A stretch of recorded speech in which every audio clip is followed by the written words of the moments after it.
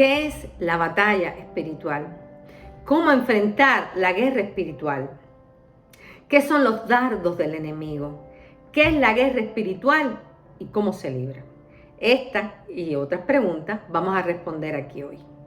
Hola, mi nombre es Mabel de Alma y esto es Enfoque Bíblico. En Mateo capítulo 11, verso 12 dice que desde los días de Juan el Bautista hasta ahora, el reino de los cielos sufre violencia y los violentos lo arrebatan. La Biblia de las Américas dice, y en los días de Juan el Bautista hasta ahora, el reino de los cielos sufre violencia y los violentos lo conquistan por la fuerza. Otra versión dice que los valientes lo arrebatan.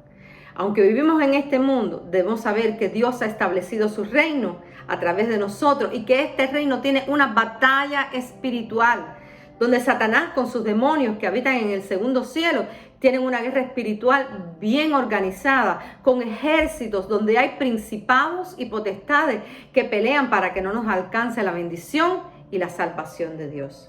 Es en la historia de cuando Daniel ayunó durante 21 días, se le apareció el ángel llamado Gabriel y le dijo, entonces me dijo Daniel, no temas, porque desde el primer día que dispusiste tu corazón a entender y a humillarte en la presencia de tu Dios, fueron oídas tus palabras, a causa de tus palabras yo he venido. Mas el príncipe del reino de Persia se me opuso durante 21 días, pero he aquí Miguel, uno de los principales príncipes, vino a ayudarme y quedé allí con los reyes de Persia. Daniel 10 del 12 al 13. Hay batallas espirituales que no podemos ver, pero suceden en las regiones celestes.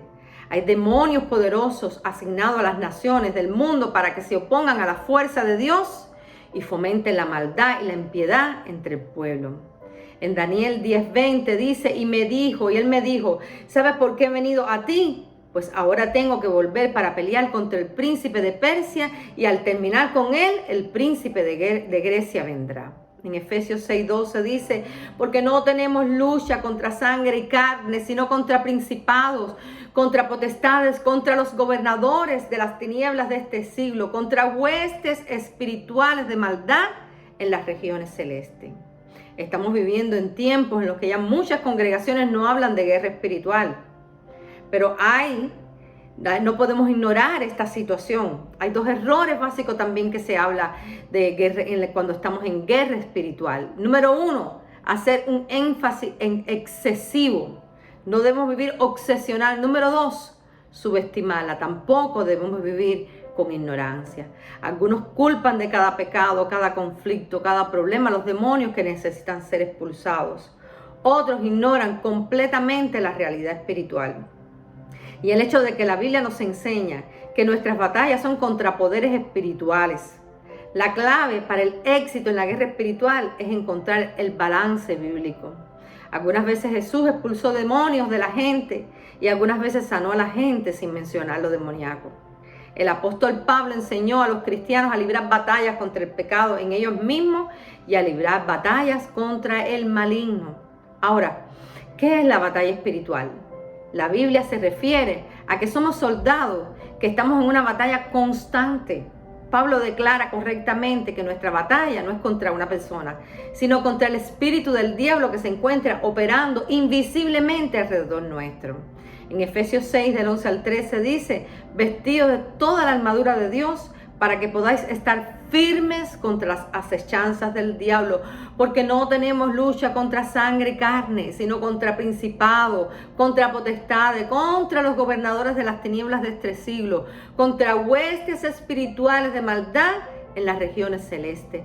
Por tanto, tomad toda la armadura de Dios para que podáis resistir en el día malo y habiendo acabado todo, estad firmes.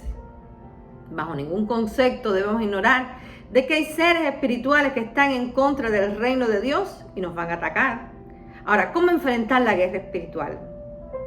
Hay 4 cosas que te voy a mencionar hoy. Número 1, debemos estar vestidos con la armadura de Dios. Número 2, estar preparados para las acechanzas del adversario espiritual.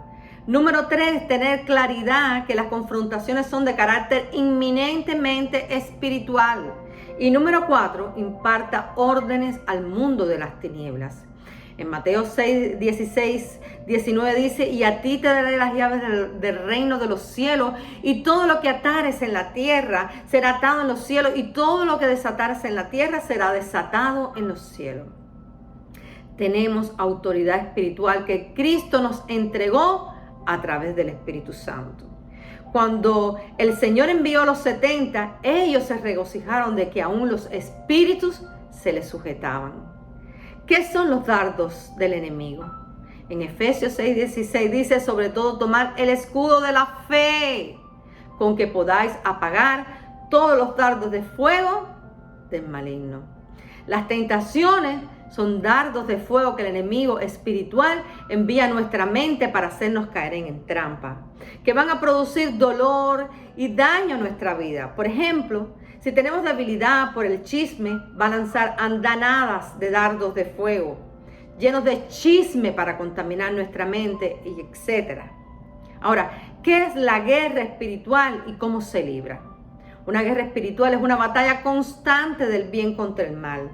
Dios contra Satanás. Para combatir una guerra espiritual, debes comprender la naturaleza de la batalla, las armas, las herramientas defensivas que tienes a tu disposición y los tipos de ataques que anticipas que enfrentarás. Recuerda que las armas de nuestras milicias no son carnales, sino poderosas en Dios para la destrucción de fortaleza. 2 Corintios 10:4. Para pelear esta batalla debemos saber que Dios es varón de guerra, que no vamos a esta batalla solo. Tenemos a nuestro favor al que nunca ha perdido una batalla. Ahora, ¿cuáles son los errores en los que podemos caer? Una palabra de precaución concerniente a la guerra espiritual sería apropiado. El nombre de Jesús no es un encantamiento mágico que va a hacer que los demonios huyan de delante de nosotros.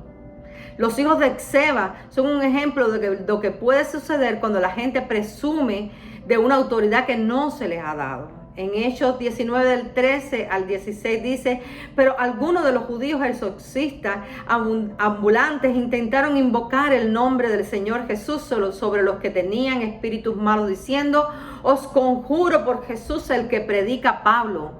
Habían 7 hijos de un tal Esceva, judío, jefe de los sacerdotes, que hacían esto. Pero respondiendo, el espíritu malo dijo, a Jesús conozco y sé quién es Pablo, pero vosotros, ¿quiénes sois?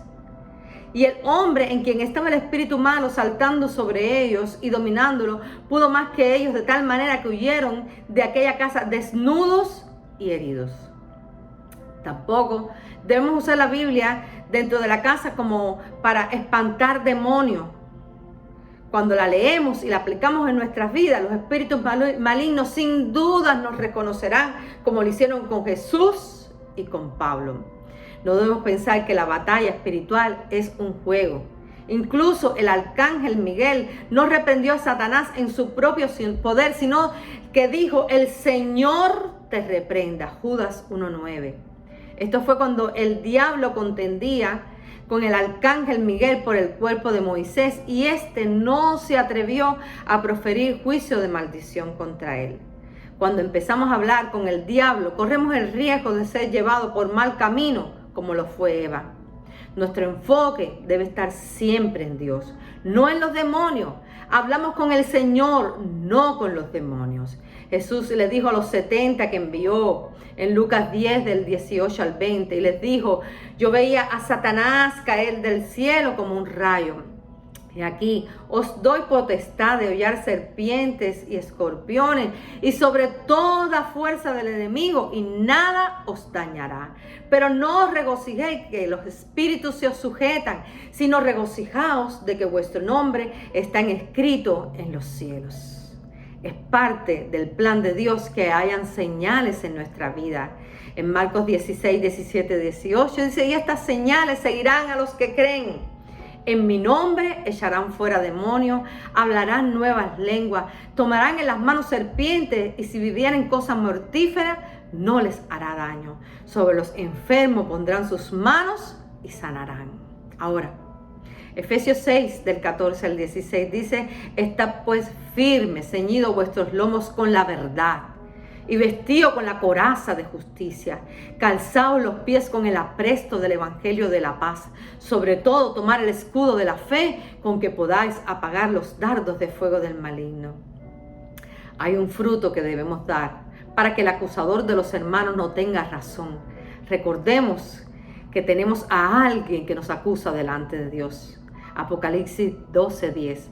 Entonces oí una gran voz del cielo que decía: ahora ha venido la salvación, el poder y el reino de nuestro Dios y la autoridad de su Cristo, porque ha sido lanzado fuera el acusador de nuestros hermanos, el que los acusaba delante de nuestro Dios de día y de noche. Pero qué hermoso cuando el Señor diga: y ellos le han vencido por medio de la sangre del Cordero y de la palabra del testimonio de ellos, y menospreciaron sus vidas hasta la muerte. Debemos andar en santidad y obediencia a Dios.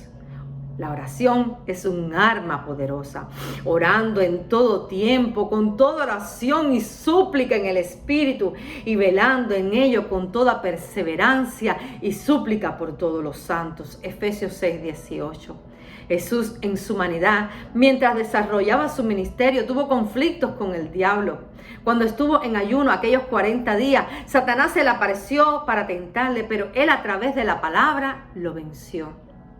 Y cuando hubo acabado toda tentación, se apartó de él por un tiempo. Lucas 4:13. Satanás siguió haciendo planes contra Jesús hasta que entró en Judas Iscariote, y cuando fue crucificado hasta pensó que él había vencido. Pero Colosenses capítulo 2, verso del 14 al 15 dice: anulando el acta de los decretos que había contra nosotros, que nos era contraria, quitándola de en medio y clavándolas en la cruz, y despojando a los principados y a las potestades, los exhibió públicamente, triunfando sobre ellos en la cruz. Esta batalla ya está ganada, solo que debemos caminar en obediencia y en su voluntad. Debemos recordar que aunque hemos recibido autoridad, esta autoridad no es nuestra, es de Dios, dada a través del Espíritu Santo para uso y beneficio de nuestra vida ministerial en la tierra. Pero el poder y la excelencia es de Dios. También debemos saber que tenemos un enemigo muy peligroso que batalla contra nosotros, y somos nosotros mismos. Pablo le dijo a Timoteo, enseñándole en su comportamiento, en su ministerio: ten cuidado de ti mismo y de la doctrina. Persiste en ello, pues haciendo esto te salvarás a ti mismo y a los que te oyeren. Recuerda que la vida cristiana debe estar sazonada con un balance, porque todos los extremos son malos. Si este video te fue de edificación, compártelo con alguien que sepas que está pasando por una batalla espiritual. Suscríbete, dale un fuerte like y toca la campanita para que cada vez que saquemos uno de nuestros videos no te lo pierdas. Dios te bendiga, Dios te guarde. Amén.